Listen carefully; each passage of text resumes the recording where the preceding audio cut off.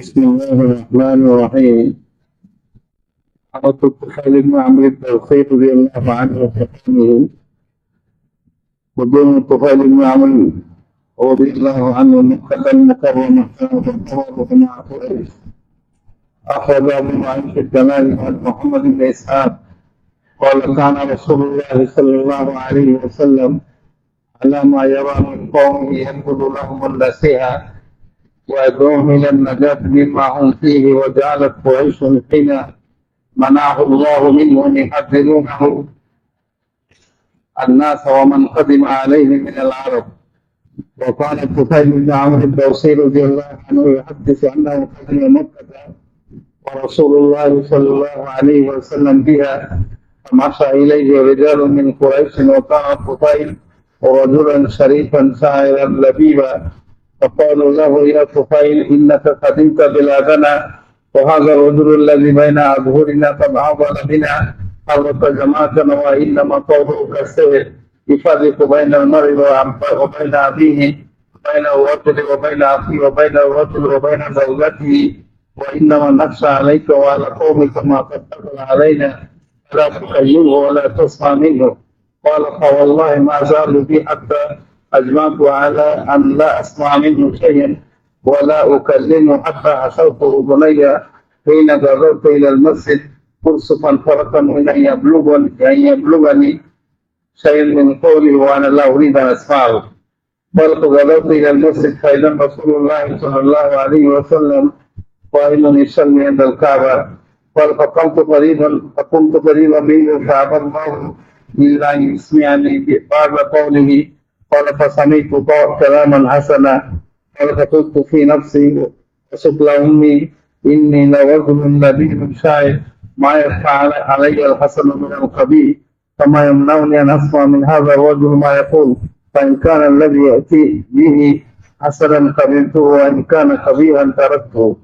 فما خفت حتى انصرف رسول الله صلى الله عليه وسلم إلى بيتي فاتبعته حتى إذا دخل بيته دخلت عليه فقلت يا محمد إن قومك قالوا لي كذا وكذا للذي قالوا لي، فوالله ما ضربوا يخففونني عنك حتى سقطت أذني في كرسف لئلا أسمع قولك، ثم أبى الله إلا أن يسمعنيه. فسمعت قولا حسنا فعرض علي أمرك، فعرض علي الإسلام وتلا علي القرآن. قال فوالله ما سمعت قولا قط أحسن ولا أمرا عادل منه. قال فأسلمت وشهدت شهادة الحق، وقلت يا نبي الله إني امرأ مطاع في قومي وأنا راض إليهم وداعين إلى الإسلام، فادعو الله لي يجعل لي آية تكون لي عونا عليهم فيما أدعوهم إليه. قال فقال اللهم اجعل له آية. قال فخرجت إلى قومي حتى إذا كنت بثنية تطلعني على الحافظ ووقع نور بين عيني مثل المصباح، فقلت اللهم في غير وجه فإني أخشى أن يظن أنها مثل وقعت في وجه لفراق دينهم. قال فتحول فوقع في رأس صوتي، فجعل الحافظ يتراءون ذلك النور في صوتي كالقنديل المعلق، ونهلت إليهم من الثانية حتى جئت فأصبحت فيهم. فلما نزلت أتاني أبي وكان شيخا كبيرا، فقلت إليك عني يا أبتي، فلست مني ولست منك، قال ولما أي بني؟ قال قلت أسلمت وتابعت دين محمد صلى الله عليه وسلم. قال أبي ديني دينك، فاغتسل وطهرت ثيابه ثم جاء فعرفت عليه الإسلام فأسلم. قال ثم أتتني صاحبتي فقلت لها إليك عني فلست منك ولست مني. قالت لما بأبي أنت وأمي؟ قال قلت فرق بيني وبينك الإسلام، فأسلم ودعوت دوسا إلى الإسلام فأبقوا علي.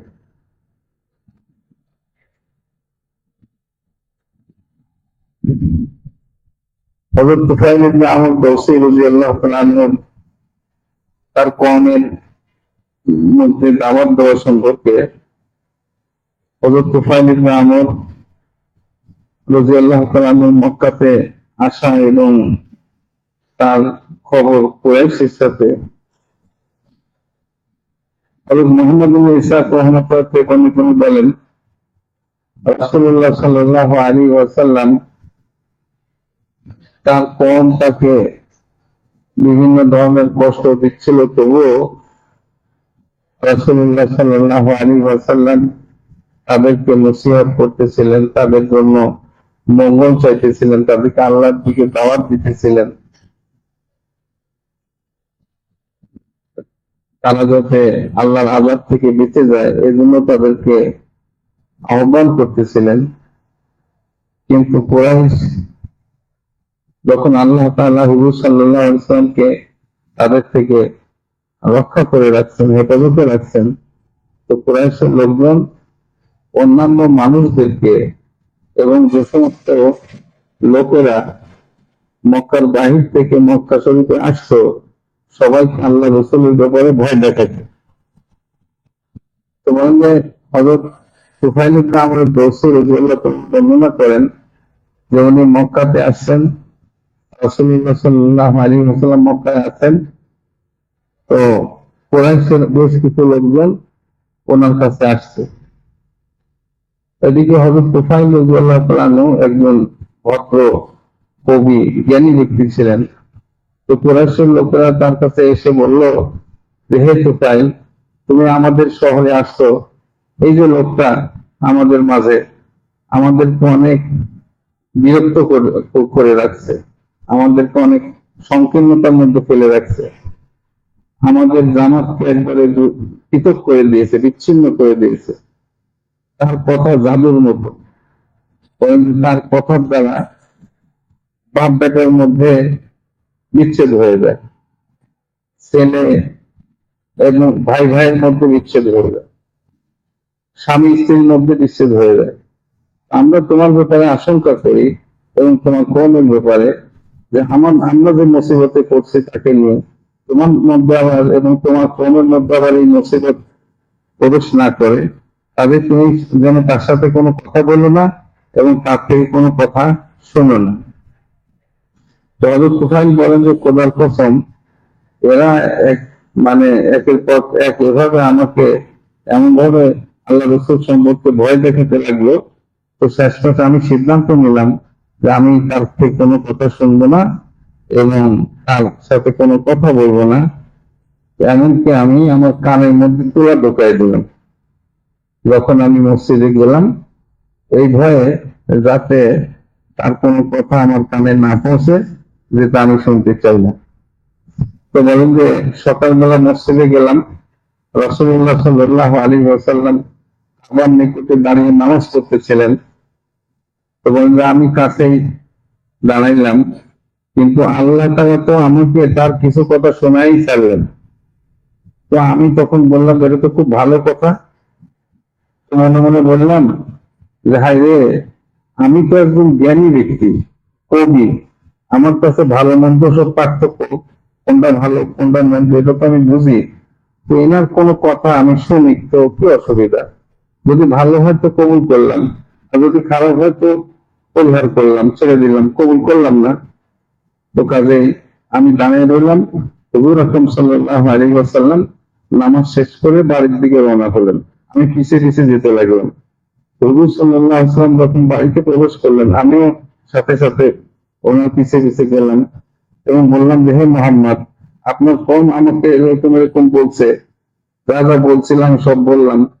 তো খোদার কসম তারা এমন ভাবে আমাকে ভয় দেখানো শুরু করছে যে আমি তো আপনার কথা যাতে শোনা না লাগে এজন্য আমি কানে পুরা ঢুকাই রাখছি, কিন্তু আল্লাহ তাআলা তো আমাকে আপনার কিছু কথা শোনাই ছাড়লেন। তো আমি তো ভালো কথাই শুনলাম, আপনি আমার কাছে আপনার বিষয়টা পেশ করেন। হুজুর সাল্লাল্লাহু আলাইহি ওয়াসাল্লাম আমার কাছে ইসলাম পেশ করলেন এবং কোরআন পাকের আয়াত তেলাওয়াত করলেন। তোমার খোদার কসম, আমি এরকম সুন্দর কথা, এরকম ইনসাফের কথা কোনো সময় শুনি নাই। তো বলেন যে তারপরে আমি মুসলমান হইলাম এবং কালেমায়ে শাহাদত করলাম। তারপরে বললাম যে হে আল্লাহ রাসূল, আমি আমার কওমের মধ্যে মান্য ব্যক্তি, আমার কওমের লোকেরা আমাকে মানে, আমি তাদের কাছে ফিরে যাব এবং তাদেরকে ইসলামের দাওয়াত দিব। আপনি দোয়া করেন আমার জন্য আল্লাহর কাছে, যেন আমার জন্য আল্লাহ কোন নিশানি, কোন আলামত আমার জন্য পয়দা করে দেন, যে আমি তাদেরকে ইসলামের দিকে ডাকার ব্যাপারে ওই আলামতটা আমার সহযোগী হয়। তো আল্লাহ তাআলা বলেন যে হুজুর সাল্লাল্লাহু আলাইহি ওয়াসাল্লাম দোয়া করলেন যে আল্লাহ তার জন্য কোনো নিশানি আপনি দিয়ে দেন। তো বললেন যখন আমি আমার কমের দিকে এগিয়ে হলাম, তো এলাকার কাছাকাছি জায়গায় যখন আমি গেছি, তো তখন আমার দুই চোখের মাঝখানে একটা আলো আল্লাহ পাক দিয়ে দিছে, নূর। তো আমি বললাম যে আল্লাহ, চেহারা ছাড়া অন্য কোনো জায়গায় দেন, কারণ আমি আশঙ্কা হয় যে আমার কমের লোকেরা মনে করবে যে এই লোকটা আমাদের দিন ছেড়ে দেওয়ার কারণে তার চেহারা বিকৃত হয়ে গেছে। তো বলেন যে এই কথা যখন আমি দোয়া করলাম, তো আমার ওই নূরটা যেটা দুই চোখের মাঝখানে ছিল, ওখান থেকে আমার লাঠির মাথায় আসলো।